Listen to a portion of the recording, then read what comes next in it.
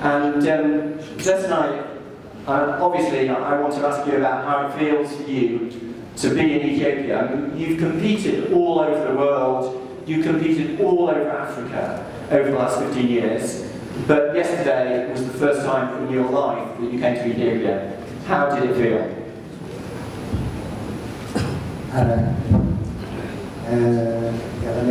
Yeah. لبي حوس معنا مالتيو من جمرة إسلام عملها بس كان هاي سحرة بنا المسعي لبي مسلم مالتيو غير عن إثيوبيا وذا هاي بس لازم يدرنوه أغلب على مالتيو سلطة بحكي بس معنا مالتيو. I'd like to say thank you. Truly speaking, again and again say, truly speaking, I'm really happy for the last 20 years. I couldn't travel here, but right now I'm happy to be here. And I would like to say thank you especially to my friend, Rosalasi. I really appreciate him saying that.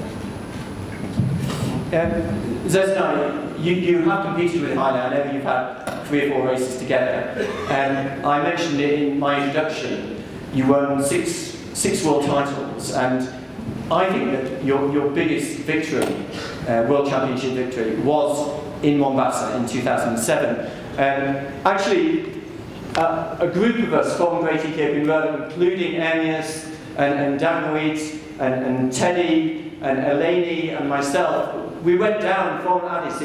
It was only the second time that the World Cross Country Championships had taken place in Africa in 2007 in Mombasa. And back in 2007, Kenenisa had won 5 consecutive World Cross Country titles. So obviously we were going to Mombasa hoping for another Ethiopian victory. And this guy spoiled the party. And Zersanai, I'd like to ask you about Mombasa. How did you win that race, and how did it feel to beat Kenenisa in Mombasa in 2007? Malum Kenenisa hayal بكمل الوي ملاك ولدر سألنا سألنا نجد الولد يد دارمو وانا الله مالك ملاك الفمر كذا ما يودينا لبد ما حابس مالك أنا نسافر هذا ولدر ولا باريتو سنين نبرة مقال ما سنقول ويبقى أنا مقول ولدر ولد يد سأل المر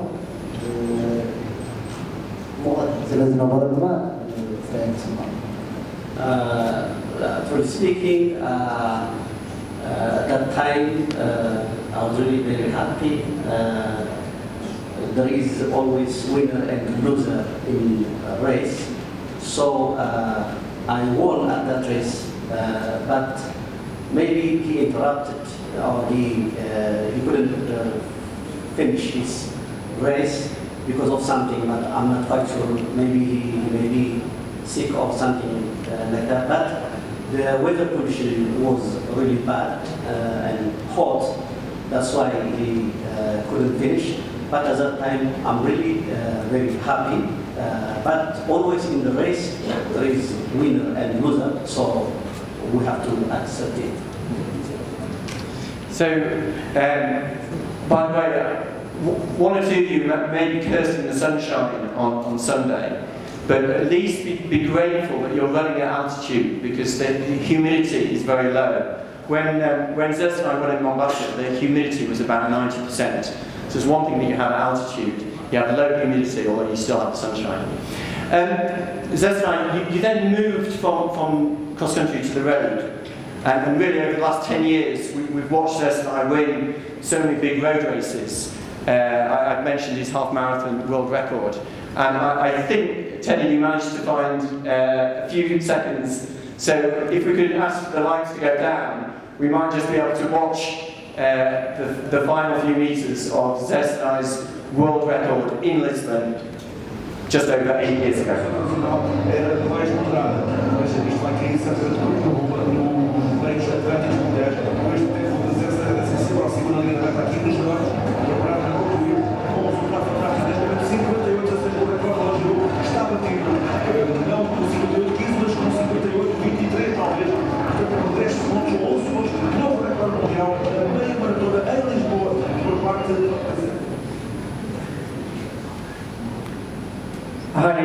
Just a quick question to you. I mean, you had a world record for the half marathon a few years before Zesnai, 58:55, San Diego.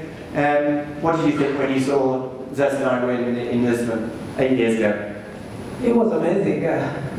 First of all, I would like to say thank you to Zersanai.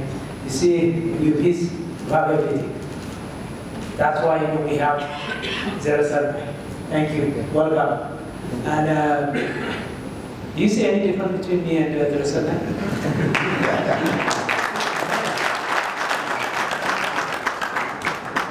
If you go outside Ethiopia, Europe, America, you don't see any difference between Ethiopia and Nigeria. We're set. As I know, you have to ask, are you from? You from Ethiopia? No, this is the way how to answer. Thank you, a group of Nigerians, a group of Uganda. He brought it. Thank you. Finally, but many Ethiopians, they are watching it. Don't forget it. And come to your question about the Zersanai, it was really half marathon to run under 1 hour in Nigeria. I don't know how many of you finish the 10K under 1 hour. Very few. This is more than that, but they don't run under 1 hour. I remember that record, amazing. Imagine the record where he broke. And of course he's gifted for those distance. Yeah. But for me, the Zersanai, he was so special in 2007 in Mombasa. I mean, that bad weather, I don't know, he should have the training was something very special for that cross country. And the Zersanai still is completing a marathon. If you run on just 58, 23, yeah, if you calculate the marathon, easy to run, close to 2 hours. And of course, one time, you said, Minister, I had a chance to break the record, but it was very tough. Of course, when you look, nowadays, the record is like faster and faster and faster. The generation. When we talk about the generation, don't forget about the technology. And the shoes what he had, and the shoes what the Kenya who ran 6 seconds faster. Yeah.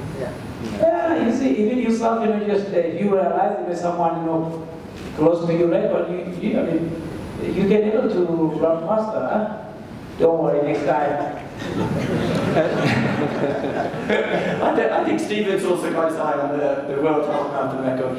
Stephen, let's find out about your background. I mentioned that you're the first Ugandan athlete ever to win an Olympic marathon title.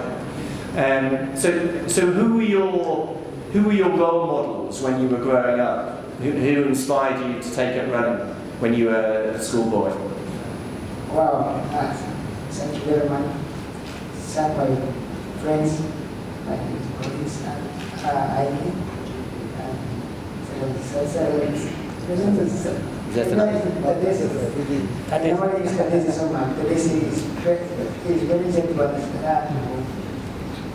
remember. Back in my life when I was still a child, I was at school. During our school games, my teacher who was in charge of athletics, there came a time when he assembled us in the track and talked to us and talked to us and tell us about John Akibwa when he won the Olympics in 1972. He went ahead and said when he came back to Uganda, he was given a car. Wherever he breaks the car, he writes John Akibwa. Then in myself, I said, no, I need to continue and be like him one day, one time. And I'm happy that it came to pass. So the great John Akibwa was your early inspiration. And then you came to, I think you came to Ethiopia when you were a teenager, didn't you? You took part in the Jamaica cross-country championships as a junior. Tell us, because I know you've had lots of meetings with Haile over the years. Just tell us about when you first met Haile and how he's helped you in your career. Actually, today is my third time coming to Addis Ababa. I first came in 2006, Jamaica cross country. I competed, I was 72. The athletes were like 500. Big number, I've never seen in my life. So, the second year was 2007, before Mombasa. I came back, and that time I was 72. And after the competition, I met Haile at the stadium, Olympic Stadium in Addis. So I had chance to say hi. I had chance to say hi again, and I talked to him, and he advised me. Not only advice, but later in the year 2007, in this October, November, I met him in Rotterdam in Holland, and we compete. I was pick number 11, and I finished 11th position. What about me? What? Position was? Position was 11, and he was number 1, and he broke the course record. My number was 1. 1.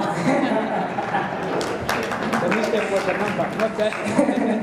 So, I have chance to speak with Haile. Haile played the music before we start the lunch, and I talked to him later, and he told me you need to train and train and train and train. So he gave me 5 years, that you need to train for 5 years and to be strong. Another thing I will not forget, he told me always when you are running, don't focus on the money, cash. That cash will come later, focus on the competition. And actually 5 years later in Tokyo Marathon, I met him again and I asked him. I even got to remember his face. He told me, yes, I remember. I said, you know, Haile is very clever because he remembered 5 years. You compete in marathon and I beat him. This time I beat him. It was a problem. Now, what was my mistake to give him advice? Now, the idea, the mentality of today is mine, tomorrow is yours, I like it. Today you are strong, tomorrow you are not strong. But again, Haile talked to me and we talked together and we met again in Great Manchester, 10K. We met again and he beat me again. Then I said, no, it's okay, you was there. And he came forth. So that's what I know about Haile. Haile, you have helped me so much. Back in my country, athletes, actually I came with a team of 4 athletes, 2 women and 2 men. They will take part in Sunday's race. All the athletes in Uganda want to be like me. And I've been telling them that Haile is the one who gave me the trick. I wanted to be like Haile. Before I wanted to be like Jonah Kimwa. Then when I meet Haile, actually you made my life, you changed my life because I was almost stopping running. And he told me, no, don't focus on cash. So cash now is behind my brain. Thank you. Thank you, Steve.